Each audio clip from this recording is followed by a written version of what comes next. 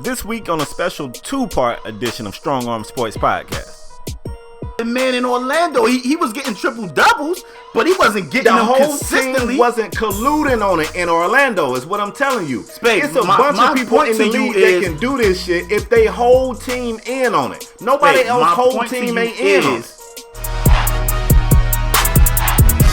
We supposed to be the losers, but we winning though. They used to laugh at us, now we winning though. They used to tell me never. What is going on, folks? Welcome to a brand new exciting episode of Strong Arm Sports Podcast, the realest sports podcast in all the land. All the land. Man, we got I can't even say it nice. We got a damn good show for y'all today.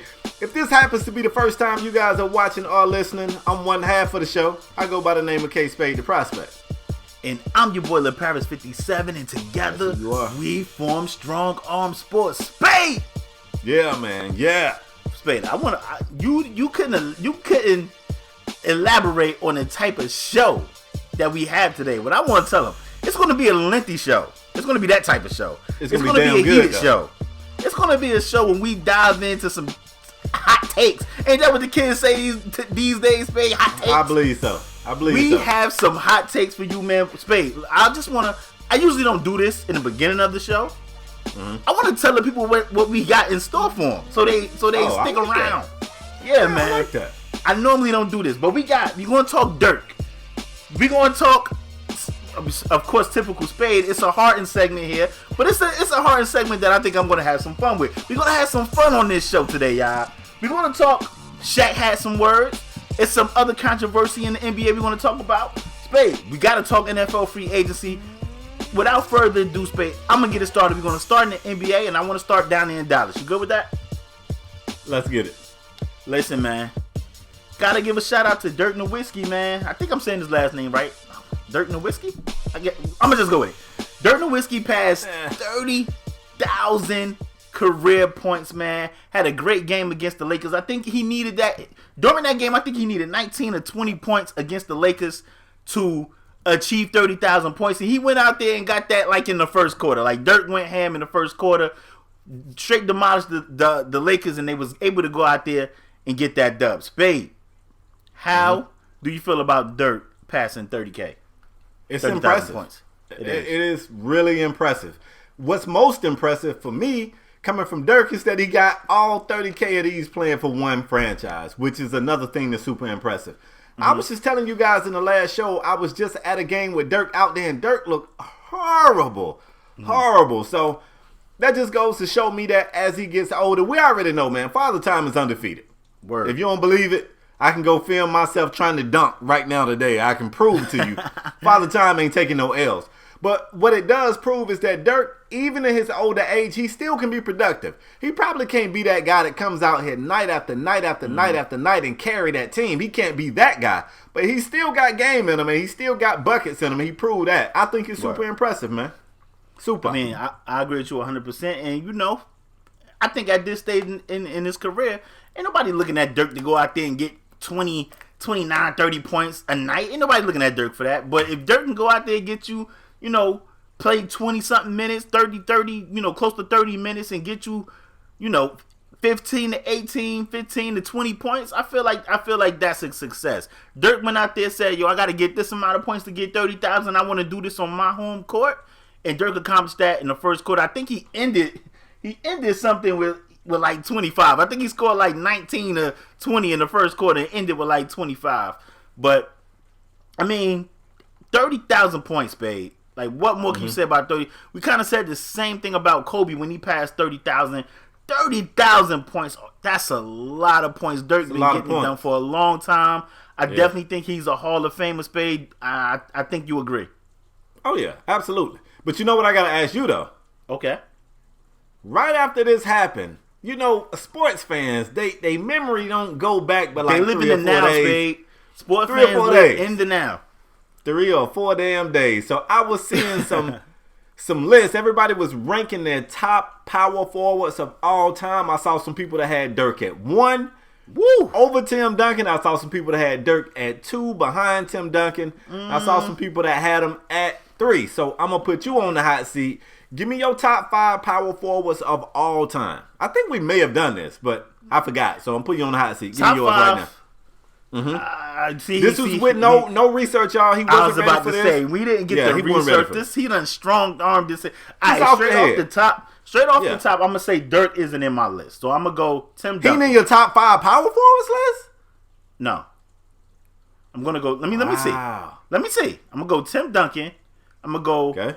I gotta give you order. It gotta be in order. I like for it to be, yeah. All right, give me Tim Duncan at 1. Give me Tim Duncan at 1. Give me, see, I ain't do no research. Give me Tim Duncan. Give me Charles Barkley. Give me Karl Malone. Give me, who I'm missing? I'm missing somebody. You missing Garnett? Kevin Garnett. Oh, Kevin Garnett. Cause see, now the argument is Kevin Garnett or Dirk. I guess Kevin Garnett and Dirk. Okay, Kevin Garnett and Dirk. This is with no Dirk research. That's fine right there. Yeah, look, we ain't gonna. Yeah, nobody's gonna attack you for this. I'm gonna make sure. I'm gonna protect you. Yeah, nobody's gonna attack you for this. Give me Tim.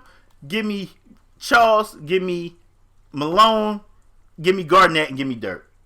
Now I'm gonna tell you, you've been hanging around me way too long. Cause I think I'm the only person that got Barkley that high. Nobody has Barkley that high. People arguing with Charles Barkley is, he ain't get a ring. He don't have rings. He was in the Michael Jordan era. On this Nobody list in the Michael Jordan ever got a ring. Rings. I'm gonna tell you this. This is probably gonna be a hot take, but we got a show full of them, so I don't care. Let me give you mine. Okay. It's tough, but I got Timmy at 1. Damn, I want Barkley at 1, but I got Tim at 1. I got Barkley at 2. Okay. Let me think. Give me KG at 4. Wait, we're 3. Oh, wait. I lied. Give me KG at 3. Give me Dirk at 4. And give me Karl Malone at 5. What? Spade, stop it. Stop, What you mean, stop it? What you mean? Spade. Bro, Stop. did any of these other guys benefit from the pick and roll is better than Malone? I'm telling you, he didn't live in the pick and look. Utah ran the pick and roll when it was brand ass new. It still had the tag on it, bro. I think they invented the pick and roll. They ran it damn near every time down the court, and they ran it with a Hall of Fame point guard. That don't mean nothing. Spade, stop it, no, Spade. Bro. Karl Malone. What you mean? Spade, tell the people that you don't like Karl Malone. Tell them. That ain't got nothing to do with this. It has a lot to Spade. No, it don't. While you was talking right there, I looked up Karl Malone. Two most valuable players. Okay. 2 MVPs. 14-time All-Star. 2-time All-Star MVP. 11-time First Team All-NBA. 2-time NBA Second Team All-NBA. 1 NBA Third Team All-NBA. Mm-hmm. Yep. 3 times, Spade, come on. 3-time All-Defensive First Team. Okay, now that I give you a nod on the defense thing. All that other stuff you naming, you know what my reply gonna be? How many of those accolades was won without John Stockton, and how many of them was won without the pick and roll? Spade. None. Spade. Stop it, Spade. Look, I like Dirk, and this is a Dirk segment, Spade, and I don't want to slander Dirk, but Dirk is not better than Karl Malone. This shit sound like slander. It sounds like it. I don't want to slander Dirk, man. Like you leave it to you. Leave it to you to pick a segment to bring this up on when we supposed to be cherishing and worshiping the guy, giving a guy his just due. You hating on him. You making me hate on him because you want to say he's better than Karl Malone. This is America. Oh my God, this is a free country. I can't make you not do nothing, better than Karl Malone. Hey, subscribers, leave in the comment section down below. Who do you have? List your top 5. Like I said, this was no research. He just brought it off the cuff. I wasn't prepared for this. A little bit, you be all right. I don't wanna slander Dirk, but to me, Dirk is not better than Karl Malone. If you agree with me, leave it in the comment section down below. If you don't, you just don't be like, LeParis, Dirk is better than Malone. You gotta tell me why. Karl Malone was a beast. Regardless what offense they ran, and regardless what offense these guys ran, and Spade don't like Karl Malone for other reasons. That ain't got that. Don't put that on me. Spade, it does. It has a lot to do with it. You don't like Karl Malone for other reasons. Spade. What they got to do with it? Okay. Do you like Karl Malone? Yes or no? Let's go ahead and move forward. Spade, do you like Karl Malone? Yes or no? What you mean? Like as a person? Spade, as a player? You know exactly what I'm asking. I don't know what you asking. Do you like Karl Malone? Yes or no? I mean, not necessarily, but that ain't got nothing to do. Karl Malone was getting buckets on every team he was, except for when he was with the Lakers. No. Karl Malone was getting buckets on. I'm not gonna let you slander Karl Malone, my professional bro. opinion. Nah, you trying to discredit my professional opinion because I think Karl Malone a black redneck. He is. Yeah. You know, but that ain't got nothing to do with what I'm talking about, bro. Pick and roll offense with a Hall of Fame PG. What that means, like baby? one of the leaders, one of the all-time assist leaders. That, come on, let's be for real. Did Dirk have that? Dirk didn't have that. And I'm not. You doing this because Dirk has you don't Steve like Nash. Germans. Dirk has Steve Nash. Do you like Germans? Dirk had Steve Nash. Do you like want to play? Germans? I'm being serious. Dirk has I'm Steve being Nash. serious. Dirk didn't have Steve Nash paid. Steve Nash probably going to make it to the Hall of Fame, bro. He had Nash for how many years? I don't know. I wasn't expecting this question. I just know he had Steve Nash. That's what I know. I'm drinking water and OJ this show because I knew you was gonna be on that bull. Let's go ahead and move to the next topic, man. Let's get it, man. Everybody's so ready to talk about this one. Yeah, everybody's so ready to talk about this one. And the program director got it set up for me to be the one to bring y'all this topic. Yep. Like I'm gonna have a issue, like I'm a tiptoe or whatever, but I'm not. I'm finna walk right out here and tell y'all, James Harden has broken another NBA record. Which one? Unfortunately, Paris, I'm getting that. Okay. I'm getting that. Okay. Unfortunately, the record that he broke is a record you probably don't want. He broke the turnover record for a season. Now, hold on. It gets a little bit worse. He broke his own damn record. He set the record last year with 374 turnovers. So far this season, he's got 376 turnovers and is 17 games remaining. He's going to shatter that record. He's on pace to shatter his own turnover record. Now, I know how I feel about it, but before I go, Lopez, if you want to give an unprofessional opinion on the matter. What? I'm always professional, bro. I am always professional. Drinking water and OJ. And first and foremost, what I want to say is, I don't have a problem. I don't have a problem with him breaking the turnover record. I know people get Spade. Okay. You know I'm a huge fan of Russell Westbrook, and people be like, "Oh, Westbrook do blah blah." Listen, man, when you that type of caliber player like a Westbrook or a Harden, and the team relies so much on you to get others involved. Yeah, you're gonna have some turnovers. You're gonna have a lot of turnovers, especially at the clip of a James Harden or a Westbrook. They got to do so much when the defense collapse. Things happen, man. Sometimes you make a bad pass. And James Harden, case he about to make 400 bad passes. But I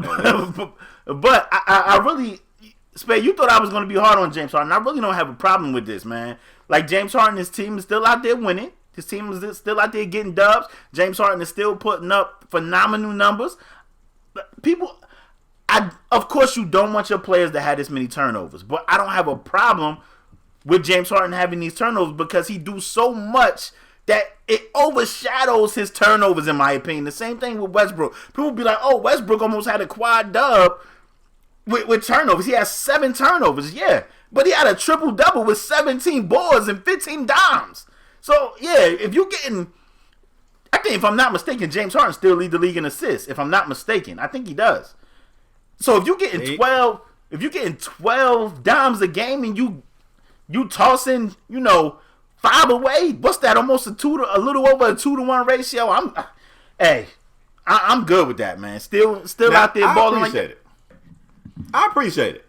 I appreciate you defending James Harden. I'm gonna tell you what I kind of got a problem with. Okay.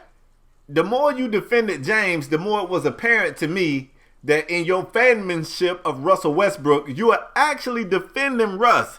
Because if you get too hard on James, they're going to go at Russ. But me, y'all want me to come with a whole bunch of analytics and a whole bunch of numbers, and I'm going to probably do a little bit of that too, but I'm going to tell you why I don't have to. Check this out. People who walk all day, they fall more than people who sit down all day. Oh, my God. It's usage rating. Usage rating. You know what? I think Brett Favre throw more interceptions than any quarterback in NFL history. You know why? Because he threw the ball 50 times a game. It's usage rating. James Harden had a terrible season last year. One of his worst seasons, especially his worst season being in Houston. And he had the 374 turnovers. This year, they made him the catalyst for the offense. He touches the ball on every single possession. I don't know if anybody has the ball in their hands as much as James Harden. And don't just come at me and be like, so-and-so's the point guard. Westbrook. You can look at Golden State, for instance. Westbrook. Golden State. Look, this ain't about your boy. This ain't about Russ. Okay? All right, Johnny? We know the glove don't fit, Johnny. Take a play off. He's so ready to defend. But yeah, you can even look at the way Golden State uses Steph. Steph don't have the ball. Like, he don't hold it. He don't have it as much as a James Harden. But for those of you that want a little bit of numbers, I got some numbers down here for you. I read this article. I was reading a bunch of takes. A lot of people was against my boy. And I found this one right here pretty interesting. Let me tell you some names that'll shock you that's in the top 50 all time in turnovers. Then you gotta give you a few names. Give me 50? No. I'm not going to give you 50. I'll say here's some names that's going to shock you that's in the top 50 in turnovers. How about Artis Gilmore, Charles Barkley, Bob McAdoo, Allen Iverson, Isaiah Thomas, Moses Malone, Ralph Sampson, Karl Malone, Bernard King, Hakeem Olajuwon, and Magic Johnson. All of those names are in the top 50. So, yeah, man, usage rating. The more you touch the rock, the more you're going to turn the ball over. James, as long as you keep getting dubs, and, hey, man, I got your back. Yeah, I'm not gonna slander James Harden, man. Like, James Harden, I don't have a problem with the turnovers because the pros surely outweigh the cons. So if I got to get a player like James Harden, if I got to deal with him breaking the turnover record every year, I'm good with it because the pros outweigh the cons, baby. Especially the way my boy is playing right now. Yeah, give me James Harden. Give me a James. Yeah, give me 12 turnovers a game. And you know what? I'm just saying. And I got to tell you, you was actually right. Russell Westbrook is the only player in the NBA with a higher usage rating than James Harden. Yeah, gotta be. And he's actually right on his heels in terms. I was just about to say, Spade, way back earlier in the season, I said those two guys do so much for their team. Me and you had an argument about which team was better, and I'm gonna tell you what, neither one of those teams will operate without those two players. So, yep. that's just that. So Westbrook and Durant, like I was kind of caping for Westbrook, but I don't have a problem. I said Westbrook and Durant, Westbrook and Harden. I was kind of caping for Westbrook, but I don't have a problem with. I mean, I seen people on Twitter going ham about Harden, and I was like, man, I don't have a problem with it because I know the pros outweigh the cons. So there was some controversy in Golden State, babe. Iguodala had some post-game comments, used the N-word, called somebody, he said he wasn't referring to Steve Kerr, called somebody master, said, gotta do what master say, and the whole social media went ham, sports media went ham, Spade. Iguodala used the N-word 2 or 3 times, and it seemed like the whole world is upset about Iggy, but not because of what he said with the master, because he used the N-word. Spade, how do you feel about Iguodala comments? Well, I'm going to tell you. Let me go ahead and let me spit some actual factuals on this. Don't worry about this one, bro. I got this. It was said, like, man, the NBA got a double standard. If a white player said this, it would be fines, it would be this, it would be that. And I'm like, no, it wouldn't. I'm going to go ahead and let y'all know. Basically, Andre Iguodala said, look, since they think we dumb N-words, so if they want dumb N-words, I'm going to be a dumb N-word for this interview. And then he continued to use the word. And the backlash was if a white player said that. Well, I don't know if y'all get it, but that was a put down on him. So if you want to reverse that and make it a white player, it would be the equivalent to them saying, oh, if the league want us to be dumb crackers, then I'm going to be a dumb cracker. I don't think anybody will be upset about that. I really don't. I can't imagine the league like, oh, no, we don't want player X, because I don't want to throw a player name in there, but we don't want white player calling himself a cracker. I don't think the league would give a damn about that. And I don't think the league should give a damn if Andre Iguodala wants to call himself a nigga. I don't think they should care. I really don't. If I want to say, look, the thing that's so weird about it is the word makes everybody feel so uncomfortable. It makes everybody feel so uncomfortable. And I get it. If Iguodala went in that interview and said that word in reference to anyone other than himself, I could understand the backlash. Even if he was talking about another team. If he said LeBron is a dumb N-word, yeah, that's different. Mm-hmm. If he says, look, the league want us to be dumb N-word, so I'm going to be a dumb N-word, who did he offend? Who is he talking about? It's so crazy.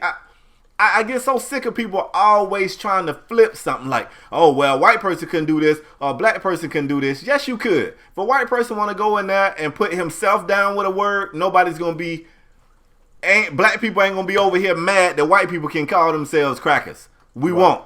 We won't be mad. We won't. I promise you. But see, Spade, what they was trying to say was if a white dude used the N-word, it would be outraged. That's the correlation they are trying to make, but that's not the correlation Iggy made. Right, but that's you can't say if a white person did that because I don't know. So I guess what they saying is if a white person referred to himself as an N-word, we would be upset? Because I still don't think I'd be upset. I can't see me being upset. If Gordon Hayward called himself an N-word, I can't see me being upset about that.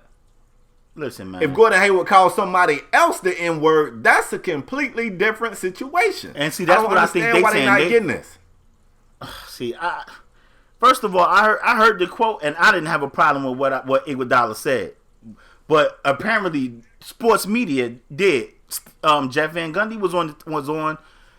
He commentated the game tonight, and Jeff Van Gundy was like, Adam Silver need to step in because if a white player said this, it would be national outrage, and such player would either get fined or suspended. And he said that Iggy needs to be dealt with, needs to be reprimanded. Now I don't know what he want to be done, but I want, and I hate to say this, but I want people to stop telling black people how to use the N-word. You can't tell me how to use that word. Especially, you know what I'm saying? In reference to yourself. Exactly, man. You can't tell me what I can call myself. Like, it was other people in the national media, like Mike Wilbon, who said, I don't have a problem with it. Jalen Rose, he said he didn't have a problem with it. And Jalen Rose said, I don't use the word. I don't curse no more. He was like, I used to use the word. I used to curse. He said, I stopped cursing because I don't like how it made me feel when I heard people curse at me. So I don't want people to curse at me, so I don't use profanity. And that's fine. But you cannot tell somebody else, don't, especially a black person, you cannot tell a black person, don't use the N-word in reference, in any type of reference. If I want to say Spade is my end, that's my end. You can't tell me not to say that. Now, Spade can say, yo, I don't want to be referred to as that. I got it right. Yeah, now you can say, I don't want to be referred to as that, and then, that's something different. But a person like a Jeff Van Gundy on the outside looking in, you can't tell another person what to say and what not to say, man. You know what's so crazy? The word makes people feel uncomfortable. I get it. But let's suppose it's not this word. If I walk in after a bad game and I say, and they say, Spade, what happened? Why did y'all lose the game? And I say, because I'm a dumbass. Nobody would be outraged. Like that's a put down. If I call myself a dumbass, would people really be upset? Would it be people saying, oh man, white people can't get away with this? Like, it's just crazy, dog. That whole thing is crazy. Jeff Van Gundy, I'm a fan of him, but I learned a long time ago that Jeff just like to talk. And half of the mess that come out of his mouth ain't gonna make no sense. I think that's what actually makes him entertaining to watch, because some of the stuff makes sense and the other half of it don't. And this is just one of those things that don't make sense. Like, it's funny to me.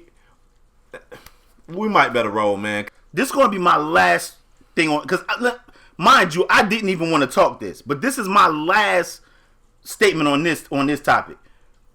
sometimes, and I get that's their job in the national media, sports media. They supposed to commentate. They supposed to get their opinion on a lot of different things. But sometimes you just got to take a play off. Just take a play off sometimes. Like, just take a play off because you don't get it. You don't get it. You don't understand. You don't understand. Just take a play off. Let's talk about Shaq. Now, okay. In a recent show, we talked about Shaquille O'Neal and, of course, the whole thing going on with JaVale McGee, Kevin Durant trying to defend his teammate, and even the fact that Shaq told Kevin Durant, mind your own business, this ain't got nothing to do with you. Hey, that could actually go with that last damn segment we just covered. Word. But it goes a little bit further. My boy Shaq, I don't know who he was talking to. I didn't see the actual interview, or I don't know if it was an interview or what, but somebody got a quote from Shaq. Shaq says that Kevin Durant can't talk to him like that. Kevin Durant can't tell him that he didn't have skill and he ain't this, and can't say I didn't know that cops could pick on you. You can't say all that because you don't have G14 classification. First of all, I like the G14. I use that a lot myself.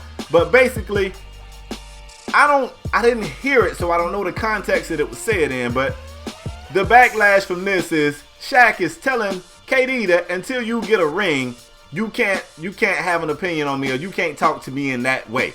That got a lot of people's feathers ruffled. People are saying, you know, here's the issue with this. Are we saying that players aren't validated until they get rings? This is what caused players to run away from teams in, I don't know, maybe Oklahoma City, and run to teams in California to try to get rings so that they can get this respect. Now, we've spoken on this in the past, and I say it all the time. I hate when somebody goes, so-and-so was really good, he's got a ring.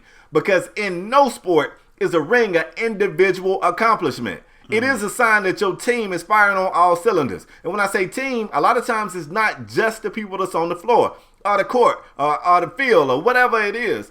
It's also representation that the people behind the scenes are making the right moves and doing what they're supposed to do. I don't even know if Shaq meant it that way, but LaParis, how do you feel about this? I already know how you feel, but share your feelings for the listeners and the viewers. I want to say, first of all, I think Kevin, I don't want to say they have an issue, but, you know, Kevin Durant had some choice words for Shaq, and I think this is still backlash from what Kevin Durant said about Shaq when Shaq was trolling JaVale McGee. So I think this has a lot to do with that. Let me start there. Secondly, I don't even think Shaq was serious. Like, I think, you know, Shaq be trolling on NBA on TNT all the time. He get on Charles Barkley for not having a ring, but Shaq know damn well Charles Barkley was an amazing player.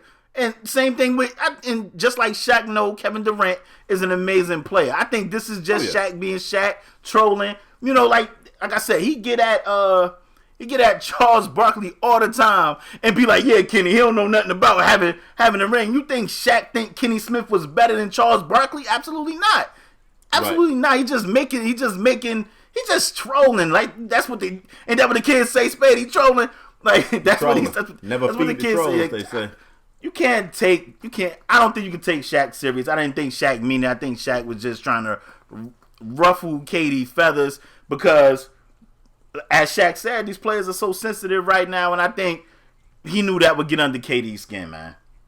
You're probably right. Now, he did say something that, you know, maybe he did have a little bit of seriousness behind it. Okay. He gave a reference to him. He said it once upon a time when he was in the league, somebody asked Kareem Abdul-Jabbar, Shaq is doing great. He got numbers similar to yours. What do you think?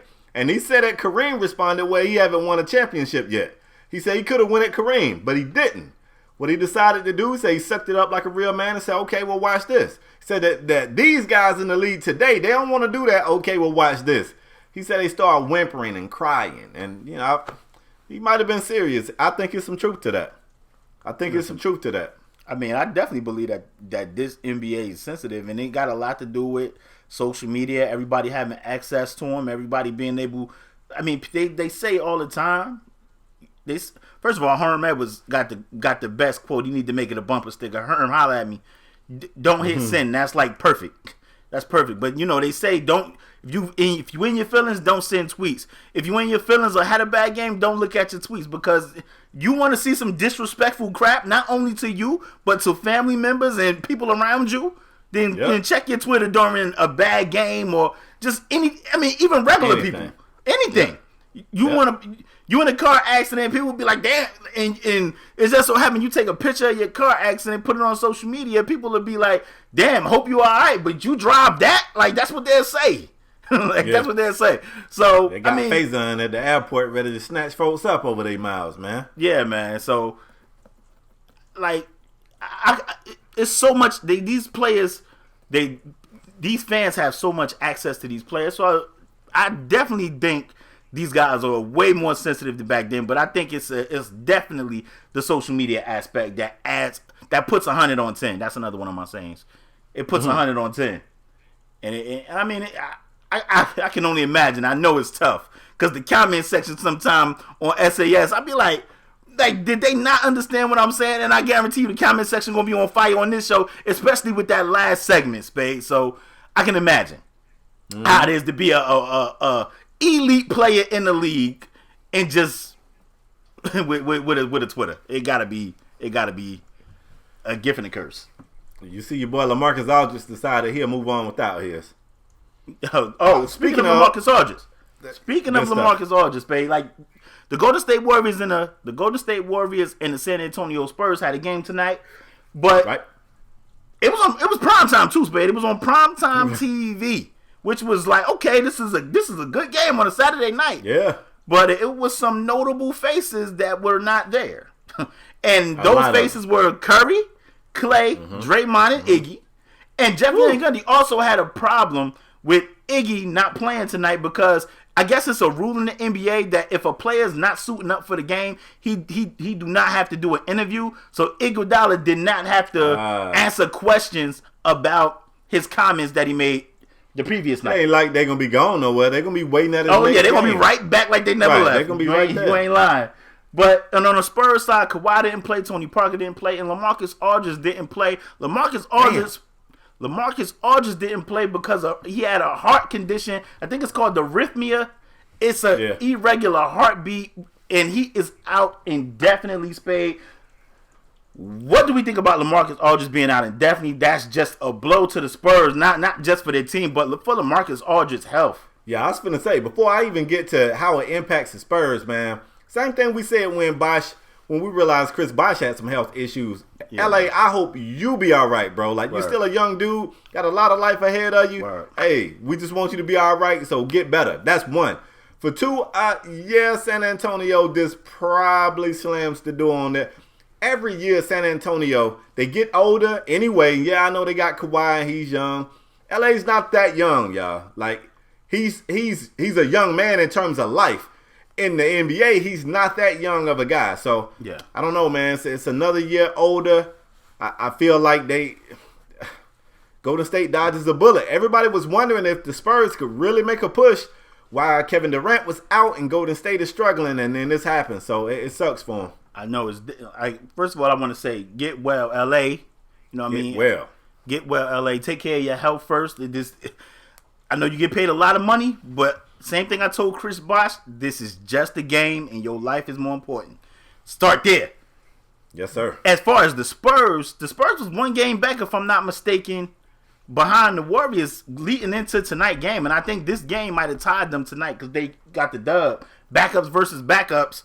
We already knew the Golden State Warriors didn't have a bench, and this just proved it right here because the Spurs came out and smoked the Warriors. Smoked them. And I mean, you look at what Pop do anyway. Pop typically rests players anyway. So those dudes that are backups for the Spurs, you know, they used to this. They used to getting a start here and there. So they went out there and they smoked the Warriors. And I mean, not having LA definitely hurts them. I thought they can definitely compete with the Warriors. But I still didn't see them winning a 7-game series. I still had, even without Kevin Durant, I still had the Warriors in the finals. But this LA blow, it's going to be tough. It's going to be tough to see how they adapt to this. I mean, Pau Gasol just came back from an injury, and he's coming off the bench while he's trying to get acclimated back into the rotation. So, I mean, maybe, you know, they put a bigger burden on Pau, but you don't want Pau is an older player. He don't have a lot of time left either. Basketball time. That's what I'm talking about. Yeah. You know what I mean? Father Time is undefeated. And we don't, you don't want to put that load on Powell and then he get hurt and then you don't have him for the playoffs. So it's just a mess. And bottom line is LA, get your health right. You do not want to have an irregular heartbeat, man. You want LA to get his health right. That's what That's Right. priority number one, man. Bigger than the game. Right. Spade. But let's move on. You talked about Shaq.